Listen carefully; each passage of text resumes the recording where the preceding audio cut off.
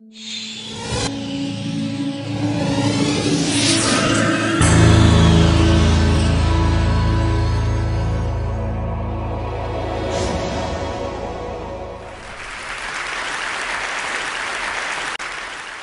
of you possesses the most powerful, dangerous, and subversive trait that natural selection has ever devised. It's a piece of neural audio technology for rewiring other people's minds. I'm talking about your language, of course, because it allows you to implant a thought from your mind directly into someone else's mind, and they can attempt to do the same to you, and without either of you having to perform surgery. Instead, when you speak, you're actually using a form of telemetry, not so different from the remote control device for your television. It's just that whereas that device relies on pulses of infrared light, your language relies on pulses, discrete pulses, of sound. And just as you use the remote control device to alter the internal settings of your television to suit your mood, you use your language to alter the settings inside someone else's brain to suit your interests. Language is our genes talking, getting things that they want. And just imagine the sense of wonder in a baby when it first discovers that merely by uttering a sound, it can get objects to move across a room as if by magic, and maybe even into its mouth. Now, language's subversive power has been recognized throughout the ages in censorship, in books you can't read, in phrases you can't use, and words you can't say. In fact, the Tower of Babel story in the Bible is a fable and warning about the power of language. According to that story, early humans developed the conceit that by using their language to work together, they could build a tower that would take them all the way to heaven. Now, God, angered at this attempt to usurp his power, destroyed the tower, and then to ensure that it would never be rebuilt, he scattered the people by giving them different languages, confused them by giving them different languages. And this leads to the wonderful irony that our languages exist to prevent us from communicating. Even today, we know that there are words we cannot use, phrases we cannot say, because if we do so, we might be accosted, jailed, or even killed. And all of this from a puff of air emanating from our mouths. Now, all this fuss about a single one of our traits tells us there's something worth explaining. And that is, how and why did this remarkable trait evolve, and why did it evolve only in our species? Now, it's a little bit of a surprise that to get an answer to that question, we have to go to tool use in the chimpanzees. Now, these chimpanzees are using tools, and we take that as a sign of their intelligence. But if they really were intelligent, why would they use a stick to extract termites from the ground rather than a shovel? And if they really were intelligent, why would they crack open nuts with a rock? Why wouldn't they just go to a shop and buy a bag of nuts that somebody else had already cracked open for them? Why not? I mean, that's what we do. Now, the reason the chimpanzees don't do that is that they lack what psychologists and anthropologists call social learning. They seem to lack the ability to learn from others by copying or imitating or simply watching. As a result, they can't improve on others' ideas or learn from others' mistakes, benefit from others' wisdom. And so they just do the same thing over and over and over again. In fact, we could go away for 1,000,000 years and come back, and these chimpanzees would be doing the same thing, with the same sticks for the termites and the same rocks to crack open the nuts. Now, this may sound arrogant or even full of hubris. How do we know this? Because this is exactly what our ancestors, the Homo erectus, did. These upright apes evolved on the African savanna about 2 million years ago, and they made these splendid hand axes that fit wonderfully into your hands. But if we look at the fossil record, we see that they made the same hand axe over and over and over again for 1 million years. We can follow it through the fossil record. Now, if we make some guesses about how long Homo erectus lived, what their generation time was, that's about 40,000 generations of parents to offspring and other individuals watching in which that hand axe didn't change. It's not even clear that our very close genetic relatives, the Neanderthals, had social learning. Sure enough, their tools were more complicated than those of Homo erectus, but they too showed very little change over the 300,000 years or so that those species, the Neanderthals, lived in Eurasia. Okay, so what this tells us is that contrary to the old adage, monkey see, monkey do, the surprise really is that all of the other animals really cannot do that, at least not very much. And even this picture has this suspicious taint of being rigged about it, something from a Barnum and Bailey circus. But by comparison, we can learn. We can learn by watching other people and copying or imitating what they can do. We can then choose from among a range of options the best one. We can benefit from others' ideas. We can build on their wisdom. And as a result, our ideas do accumulate and our technology progresses. And this cumulative cultural adaptation, as anthropologists call this accumulation of ideas, is responsible for everything around you in your bustling and teeming everyday lives. I mean, the world has changed out of all proportion to what we would recognize even 1,000 or 2,000 years ago. And all of this because of cumulative cultural adaptation. The chairs you're sitting in, the lights in this auditorium, my microphone, the iPads and iPods that you carry around with you, all a result of cumulative cultural adaptation. Now, to many commentators, cumulative cultural adaptation or social learning is job done. End of story. Our species can make stuff, therefore we prospered in a way that no other species has. And in fact, we can even make the stuff of life, as I just said, all the stuff around us. But in fact, it turns out that sometime around 200,000 years ago, when our species first arose and acquired social learning, that this was really the beginning of our story, not the end of our story, because our acquisition of social learning would create a social and evolutionary dilemma, the resolution of which, it's fair to say, would determine not only the future course of our psychology, but the future course of the entire world. And most importantly for this, it will tell us why we have language. And the reason that dilemma arose is it turns out that social learning is visual theft. If I can learn by watching you, I can steal your best ideas, and I can benefit from your efforts without having to put in the time and energy that you did into developing them. If I can watch which lure you use to catch a fish, or I can watch how you flake your hand axe to make it better, or if I follow you secretly to your mushroom patch, I can benefit from your knowledge and wisdom and skills, and maybe even catch that fish before you do. Social learning really is visual theft. And in any species that acquired it, it would behoove you to hide your best ideas lest somebody steal them from you. And so, sometime around 200,000 years ago, our species confronted this crisis. And we really had only two options for dealing with the conflicts that visual theft would bring.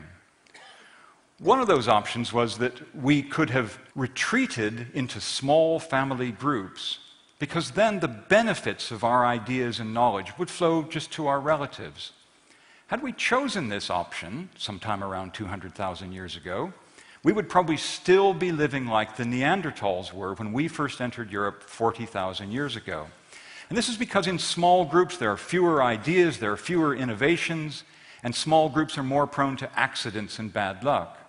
So if we'd chosen that path, our evolutionary path would have led into the forest and have been a short one indeed. The other option we could choose was to develop the systems of communication that would allow us to share ideas and to cooperate amongst others. Choosing this option would mean that a vastly greater fund of accumulated knowledge and wisdom would become available to any one individual than would ever arise from within an individual family or an individual person on their own. Well, we chose the second option, and language is the result. Language evolved to solve the crisis of visual theft. Language is a piece of social technology for enhancing the benefits of cooperation, for reaching agreements, for striking deals, and for coordinating our activities.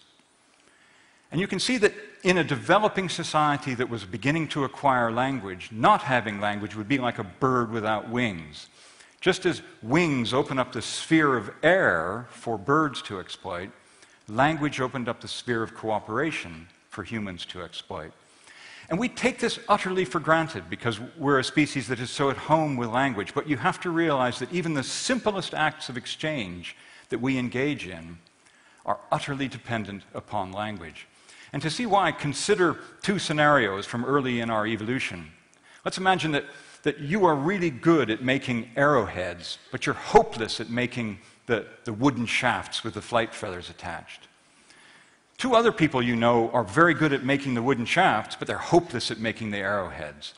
So what you do is, one of those people has not really acquired language yet, and let's presume the other one is good at language skills. So what you do one day is you take a pile of arrowheads and you walk up to the one that can't speak very well, and you put the arrowheads down in front of him, hoping he'll get the idea that you want to trade your arrowheads for finished arrows. But he looks at the pile of arrowheads, thinks they're a gift, picks them up, smiles, and walks off. Now you pursue this guy, gesticulating, a scuffle ensues, and you get stabbed with one of your own arrowheads. Okay, now replay this scene now, and you're approaching the one who has language. You put down your arrowheads and say, I'd like to trade these arrowheads for finished arrows. I'll split you 50-50. Another one says, fine, looks good to me, we'll do that. Okay, now the job is done. Once we have language, we can put our ideas together and cooperate to have a prosperity that we couldn't have before we acquired it. And this is why our species has prospered around the world while the rest of the animals sit behind bars in zoos languishing. And it's why we build space shuttles and cathedrals while the rest of the world sticks into the ground to extract termites. All right, now if this view of language and its value in solving the crisis of visual theft is true, any species that acquires it should show an explosion of creativity and prosperity. And this is exactly what the archaeological record shows. If you look at our ancestors, the Neanderthals and the Homo erectus, our immediate ancestors, they're confined to small regions of the world. But when our species arose about 200,000 years ago, sometime after that, we quickly walked out of Africa and spread around the entire world, occupying nearly every habitat on Earth. Now, whereas other species are confined to places that their genes adapt them to, with social learning and language, we could transform the environment to suit our needs. And so we prospered in a way that no other animal has. Language really is the most potent trait that has ever evolved. It is the most valuable trait we have for converting new lands and resources into more people and their genes that natural selection has ever devised. Language really is the voice of our genes. Now, having evolved language, though, we did something peculiar, even bizarre. As we spread out around the world, we developed thousands of different languages. Currently, there are about 7,000 or 8,000 different languages spoken on Earth. Now, you might say, well, this is just natural. As we diverge, our languages are naturally going to diverge. But the real puzzle and irony is that the greatest density of different languages on Earth is found where people are most tightly packed together. If we go to the island of Papua New Guinea, we can find about 800 to 1,000 distinct human languages, different human languages spoken on that island alone. There are places on that island where you can encounter a new language every 2 or 3 miles. Now, as incredible as this sounds, I once met a Papuan man and I asked him if this could possibly be true. And he said to me, oh no, they're far closer together than that. And it's true, there are places on that island where you can encounter a new language in under a mile. And this is also true of some remote oceanic islands. And so it seems that we use our language not just to cooperate, but to draw rings around our cooperative groups and to establish identities, and perhaps to protect our knowledge and wisdom and skills from eavesdropping from outside. And we know this because when we study different language groups and associate them with their cultures, we see that different languages slow the flow of ideas between groups. They slow the flow of technologies, and they even slow the flow of genes. Now, I can't speak for you, but it seems to be the case that we don't have sex with people we can't talk to. Now, we have to counter that, though, against the evidence we've heard that we might have had some rather distasteful genetic dalliances with the Neanderthals and the Denisovans. Okay, this tendency we have, this seemingly natural tendency we have towards isolation, towards keeping to ourselves, crashes headfirst into our modern world. This remarkable image is not a map of the world. In fact, it's a map of Facebook friendship links. And when you plot those friendship links by their latitude and longitude, it literally draws a map of the world. Our modern world is communicating with itself and with each other more than it has at any time in its past. And that communication, that connectivity around the world, that globalization now raises a burden, because these different languages impose a barrier, as we've just seen, to the transfer of goods and ideas and technologies and wisdom, and they impose a barrier to cooperation. And nowhere do we see that more clearly than in the European Union, whose 27 member countries speak 23 official languages. The European Union is now spending over 1 billion euros annually translating among their 23 official languages. That's something on the order of 1.45 billion US dollars on translation costs alone. Now think of the absurdity of this situation. If 27 individuals from those 27 member states sat around a table speaking their 23 languages, some very simple mathematics will tell you that you need an army of 253 translators to anticipate all the pairwise possibilities.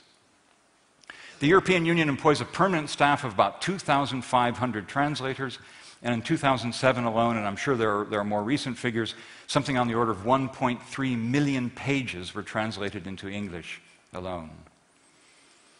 And so, if language really is the solution to the crisis of visual theft, if language really is the conduit of our cooperation, the technology that our species derived to promote the free flow of an exchange of ideas, in our modern world we confront a question. And that question is whether, in this modern globalized world, we can really afford to have all these different languages. Put it this way, nature knows no other circumstance in which functionally equivalent traits coexist. One of them always drives the other extinct. And we see this in the inexorable march towards standardization. There are lots and lots of ways of measuring things, weighing them and measuring their length, but the metric system is winning. There are lots and lots of ways of measuring time, but a really bizarre base 60 system known as hours and minutes and seconds is nearly universal around the world. There are many, many ways of imprinting CDs or DVDs, but those are all being standardized as well. And you can probably think of many, many more in your own everyday lives. And so, our modern world now is confronting us with a dilemma, and it's the dilemma that this Chinese man faces, whose language is spoken by more people in the world than any other single language. And yet, he is sitting at his blackboard converting Chinese phrases into English language phrases. And then what this does is it raises the possibility to us that in a world in which we want to promote cooperation and exchange, in a world that might be dependent more than ever before on cooperation to maintain and enhance our levels of prosperity, his actions suggest to us that it might be inevitable that we have to confront the idea that our destiny is to be one world with one language. Thank you.